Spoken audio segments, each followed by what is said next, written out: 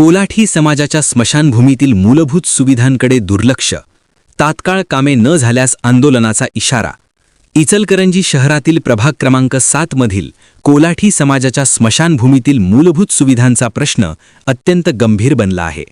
संरक्षण भिंती व सभामंडपाचे काम पूर्ण झाले असले तरी अद्याप स्मशानभूमीत समाजाच्या नावाची कमान, प्रवेशद्वार तसेच दहनकट्टा उभारण्यात आलेला नाही.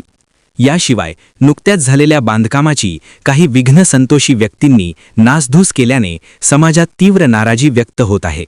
या सर्व प्रलंबित कामांसाठी अखिल महाराष्ट्र कोल्हाटी समाज संघटनेच्या वतीने 11 ऑक्टोबर 2023 रोजी इचलकरंजी महानगरपालिकेला निवेदन देण्यात आले होते.